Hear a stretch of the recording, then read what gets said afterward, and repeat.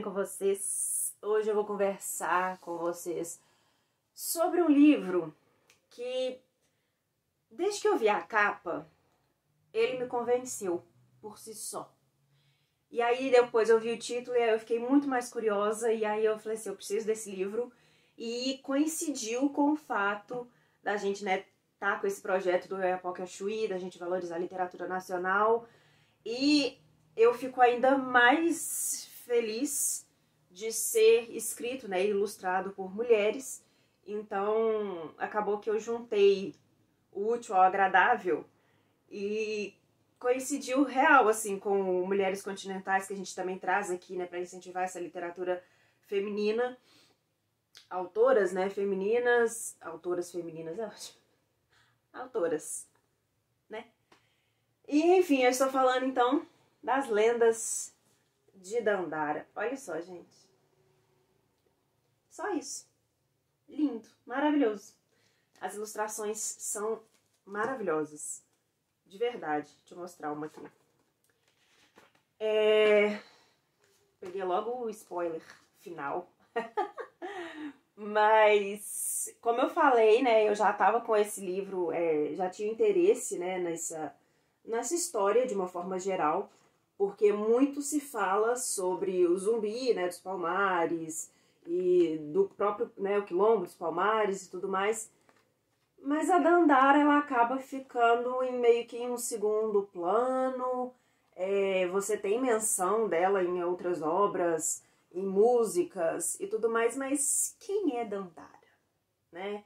Eu ficava com essa pulguinha assim atrás da orelha e de certa forma eu ficava com um pouco de vergonha de tipo assim, putz, essa mulher, né, tão importante assim na nossa história, eu não tenho ideia de quem seja. Então eu comprei esse livro para me ajudar a dar uma esclarecida, né, nessas histórias. E aí, depois que eu li e pesquisando, eu descobri que quase nada se sabe sobre essa mulher. E foi até assim, tem alguns historiadores que ainda questionam a existência dela, se ela realmente foi uma pessoa, né, real. E, enfim, a história da Dandara, ela é muito cercada por lendas, por mitos, por histórias mirabolantes, justamente porque naquela época não era comum fazer o registro, né, principalmente dentro dos quilombos, né, da comunidade negra, não tem o registro. E de uma mulher preta ainda por cima, não tem, né? Então tem alguns do Zumbi, mas também são poucos. Então a gente tem aí meio que um buraco, né, na nossa história. Bom, eu vou deixar Eu tenho que tirar esse jungito medonho aqui enquanto eu falo dos livros. Eu tô com vontade de espirrar desde o vídeo que eu gravei anterior, assim. Ai, ele tá agarrado no meu nariz, tá ruim? Bom, gente, eu não sei pronunciar o nome de ninguém. Desculpa. Jarid Arraes. Ela nasceu em 91, novinha. Ai, eu fico tão feliz quando as pessoas mais novas assim que eu conquistam coisas incríveis assim. Ela nasceu no Juazeiro do Norte em 91 e desde pequena, né, por influências do seu pai e do seu avô, ela tem contato com a literatura. Eu vou deixar o site dela em que ela conta, né, a biografia dela com mais detalhes e tal, caso vocês tenham interesse. É bem bacana a história dela. E à medida que ela foi ficando mais velha, né, que ela foi avançando na literatura, ela percebeu que ela ainda tinha, por questões territoriais e tudo mais, o acesso era bem restrito à literatura, né? Tinha coisas que ela não tinha acesso. E principalmente a história de mulheres, né? Personagens femininos e autoras também. Então ela começou a ficar com aquela pulguinha atrás da orelha e começou a buscar isso e tudo mais. Ela tinha, eu acho que era um blog, eu não sei se agora se era dela ou se ela escrevia para um outro blog. Eu sei que ela, desde pequena, que ela tem esse contato, né, com a literatura e que ela produz textos autorais, né, e tudo mais. A própria cultura, né, do cordel tá bem enraizado nela. Ela se intitula como uma cordelista, como poeta, escritora, cordelista e mais alguma coisa que ela se intitula também. A questão é que depois, né, ela foi para São Paulo, como praticamente todos os autores e escritores, e lá ela começou a, né, trabalhar, se envolver cada vez mais com questões sociais, questões relacionadas, né, à literatura e tudo mais. E ela é bem premiadíssima, ela tem vários prêmios, os livros dela são bem premiados, são muito bem recebidos. E se eu não me engano, ela tem uns 70 títulos publicados. Eu acho isso muita coisa. Será que é 70 mesmo? Será que eu li certo? Eu vou deixar as informações para vocês aqui na caixa embaixo, tá bom? Bom, então vamos lá. Dandara. Quem é Dandara? O que Dandara fez? Como eu mencionei, pouquíssimos relatos existem, assim, relatos históricos, né, reais, existem sobre a Dandara, até mesmo o Zumbi, e o próprio Palmares, né, o próprio Quilombo ali.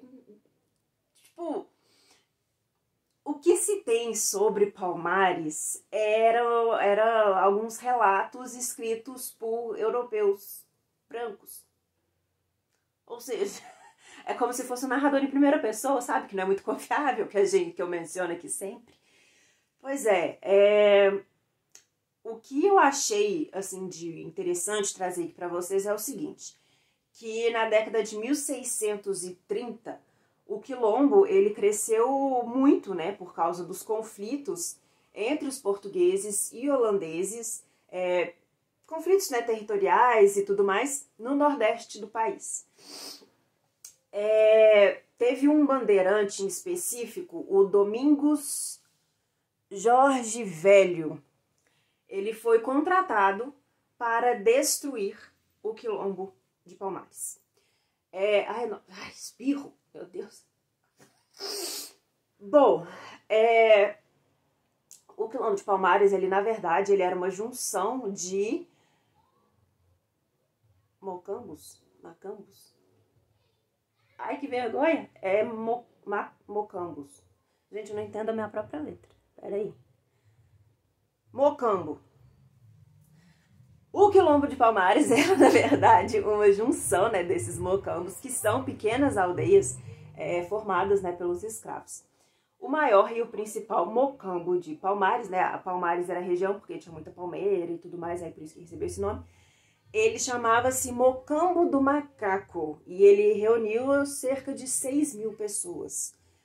Ao total, o conjunto, né, de mocambos, o Quilombo dos Palmares, né, que recebeu esse nome, ele contou com cerca de 20.000 pessoas.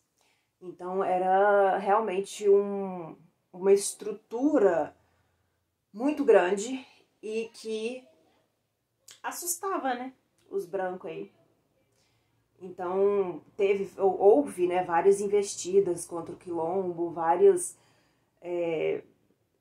Eu não sei se pode considerar invasão, porque o Quilombo resistiu bem, assim, por muito tempo, mas houve tentativas, né, de destruição e tudo mais, tanto que eles contrataram, né, esse bandeirante, o Domingos, para destruir, porque ele era meio que famoso por isso. Bom, o Mocambo, né, do Macaco, ele foi destruído pelo Domingos em 1694.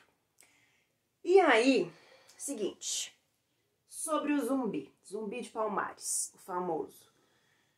Existem alguns historiadores que eles não entram muito no acordo, porque existe um grupo que acha que o Zumbi era uma pessoa, tipo, era o nome, igual eu chamo Raquel, o fulano chamava Zumbi, né? Só que tem alguns historiadores que acreditam que Zumbi era, na verdade, um título como se fosse o rei, sabe? O imperador seria o zumbi, né? E então tem essa divisão aí na história, o que ainda assim não é prejudica, mas complica, né, as informações de uma forma geral. Mas de qualquer forma, existiu essa pessoa, né, esse homem de extrema relevância para o movimento. Tem uma carta de Dom Pedro II que menciona zumbi, né? Então, mas é aquilo, não menciona ele como uma pessoa ou como um título, então não dá para saber. E aí ele menciona que é o zumbi, a sua esposa e filhos. Mas, de novo, os historiadores não conseguem confirmar a existência dessa esposa e desses filhos, e não se sabe se a Dandara, que era a esposa do zumbi. O zumbi foi morto em 20 de novembro de 1695. E, bom, como eu mencionei, né, os poucos, tipo, um relato que se tem sobre a Dandara é justamente na sombra do zumbi, né? Então, é muito complicado, é muito difícil você separar a verdade, né, a pessoa do mito, né, que as pessoas falam. Então ficou muito misturado e quanto mais o tempo passa, mais mitológica se torna essa figura, mais distante, né, ela vai ficando da realidade e tudo mais, né, da carne e do osso. E foi justamente pensando nisso que a Jahrit, né, a autora, decidiu trabalhar na história da Dandara. O que a gente tem, assim, de informação seria que ela suicidou em fevereiro de 1694. Mas, né, de qualquer forma, a Jahrit foi coletando essas lendas e esses poucos relatos e ela construiu essa história aqui da Dandara. E eu fiquei assim... Achei que a cachorra ia vomitar. Tá passando mal, amor? Pode vomitar aí. Bom, eu achei a história muito bem contada. Eu achei que as ilustrações, né, foram muito bem feitas. Condizem muito, né, com a persona que foi desenvolvida aqui. O livro é rapidinho. Ele é curto. Ai, espirralha. Ele é curtinho, tá vendo? Tem 100 e poucas páginas, 123. É muito bem escrito, é muito sucinto, é bem direto, é bem colocado, sabe? E por mais que existam esses elementos, né, de... Ai, até a cachorra espirra e eu não espirro. Ai, ele tá aqui pra sair do meu nariz, gente, pelo amor de Deus. A história é muito bem contada, ela é muito bem narrada, ela tem tem um quentinho no coração, sabe? Você vê que é uma pessoa que realmente, se ela existiu, se ela foi isso tudo, e se ela, sabe, fez e aconteceu, é justificável, sabe? Esse mito acerca dela e... Gente, a Dandara é incrível, sério, assim, se ela não foi verdade, ela deveria ter sido, entendeu? É aquelas pessoas que você quer que seja verdade de qualquer maneira. Eu acho que foi muito bem construído, são pequenos capítulos, né, que a gente vai acompanhar aqui, são capítulos bem curtos, e são momentos específicos da vida dela, tipo assim, ela pegou, é como se ela tivesse, como é que chama isso? Onisciente e onipresente, né? Ela pegou um recorte de um episódio específico ali da vida e trabalhou em cima daquilo. Aí depois, logo em seguida, a gente já tem outro recorte. Então, os capítulos são divididos dessa maneira. E ela fez uma coisa que eu achei muito interessante, que ela reforçou essa ideia de incerteza. E ela colocou que a Dandara nasceu da Oiá, né, que é um orixá Yansan. E visto, né, diante, tá logo aqui no começo, diante dessas, como fala? Essa repressão, a escravidão, tudo que estava acontecendo de horrível lá na África e tal. Então houve essa intervenção, né, dos deuses, dos orixás, e tipo meio que uma reunião, sabe, entre os poderosos, assim. E aí a Oiá criou a Dandara justamente para ser essa pessoa, essa mulher forte, essa mulher que vai guiar, sabe, os pretos ali que estão chegando no Brasil e tudo mais. Eu achei muito bacana, de verdade, a história vale super, super, super a pena. E eu, inclusive, super recomendo esse livro para adolescentes, né, crianças, como é que fala? Adolescente mesmo, né, que, tipo, saiu da infância. É adolescente, né? Pois é. Super recomendo. De verdade. É um livro muito bacana. Tem algumas questões aqui que dá pra levantar discussões super válidas, super interessantes. Recomendo demais, demais, demais. Eu fiquei muito feliz com a leitura. E é muito gostoso de ler. Sabe? Você fica torcendo pela Dandara. Dandara é foda mesmo. Essa parte aqui da Casa Grande é maravilhosa. Entendeu? E como diz o Jahid, Dandara vive. É isso aí. Eu gostei demais, de verdade. Inclusive, né, a própria tem um significado, né? Tudo aqui tem um motivo. Mas enfim, gente, eu recomendo demais, demais, demais. É muito gostosinho de ler. Dandara é foda pra caralho. A verdade é essa. Bom, é isso. Eu espero que vocês tenham gostado e até.